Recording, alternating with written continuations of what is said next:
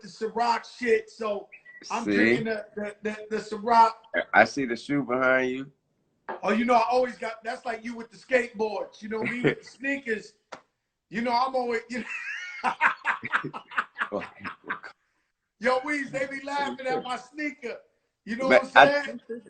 First thing I asked you, when you was on my show, first thing I asked you about was the sneakers.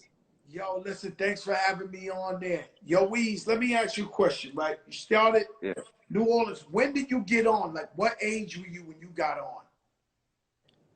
I was 10. I was 10 when I was 8 when I started writing. I was 8 when I started rapping. Then I met Stunning when I was 11. Fuck, since 11 years old. So what, the world know Weezy since 11 years old. 11. That's when Stunning them had Cash Money was just a local record company at the time in New Orleans, and you know, banging through the South at the time. And so I was 11. I lied, told him I was 12 till it was time to sign the contract. He found out my real age, and I thought 1 year older. I thought 1 year older made such a difference. But then I put out my first solo album when I was 14, and after that, everything was history. Thank God. I think I met you when you couldn't get in the club, and Cash Money was in the club, and you was in the tour bus. I think the first time I met you, you couldn't even get in the club. You was like 13, 14. Yeah, I wasn't even tripping though, cause everybody, all my fans, anybody who knew me at the time, who knew anything about me at the time, I was more attracted to my younger fans anyway. So even at that time, I would have people that's going into the clubs, still coming with their younger sisters, shit like that, still just to see me. So I still got my fans was popping, even though everybody in the club doing their thing. You don't know what's going on that bus. All right. The shit is right. So when you was young, I remember hearing the story that you shot yourself by mistake. Yeah. How old was you when that happened, Weez? I was 12.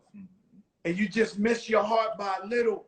2 and inches. The reason I'm asking you that, because it was actually a cop who saved your life. True? It was very true. Cop named Uncle Bob. So he came through. He saved your life, right? What happened was this where I got shot at was the projects in my neighborhood. It was the projects in my hood. It was something like the projects. That's what it was. We didn't have a name for it though.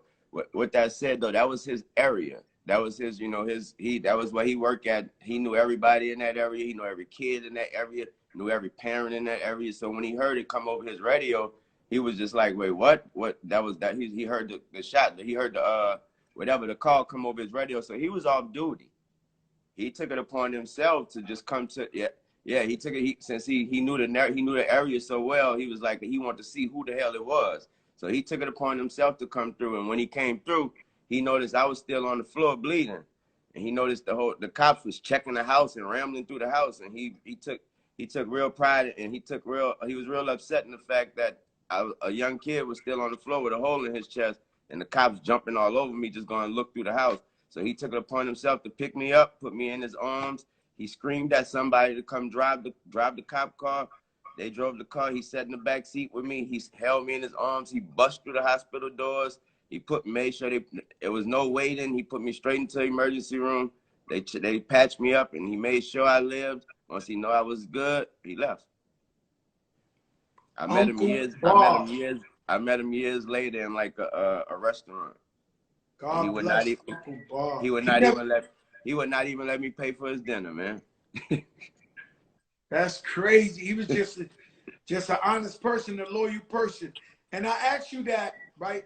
And me, I got a similar story. Of course, I could tell you about all the cop harassment, but one day I was visiting my mother in the projects, and my son choked. Okay. He was just a baby. And so I'm running out the building. And if I think about it now, the nearest hospital was 10 minutes away. He would have died while I was driving him. So a cop car just had pulled up, and the lady cop jumped out and said, "What's wrong?" And I said, "My son is choking." Yeah. So she did the little Heimlich, and she saved his life. See? Right? And that's no bullshit. God bless her. God bless her. And years later, I met her in the restaurant, and she said, "You What? know who I am?" And I said, "Who?" She said, "I'm the lady cop that saved your son's life." And I was like, Ah, "Oh my God!" So you can't make this up. So now with us seeing this side of the law, yeah, and now what's going on now, what we see with Big George, yeah. so you have a unique perspective. Very. What do you think about what's going on right now with this cop on Big George stepping on his neck and all that?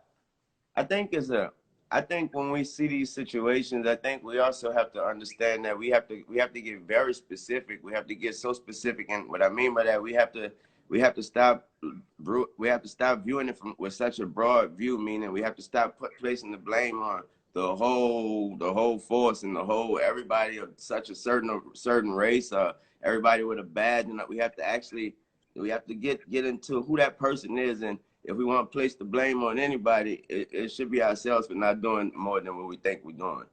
I mean, we leaving it at the reason why people always ask me, like, why you don't say this, why you don't do that, is because I mean, what else am I gonna do after that?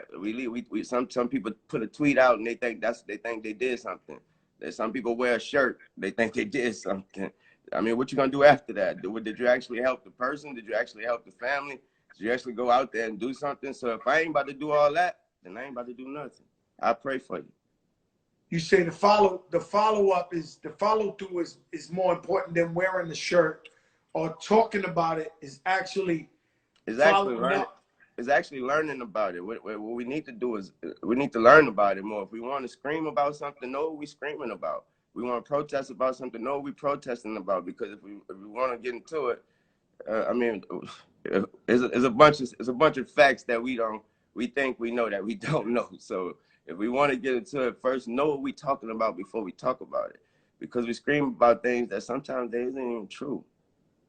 So so you went to jail for 2 years in New York City, and you grew Nah, up not in 2 New years. Orleans. Not 2 years.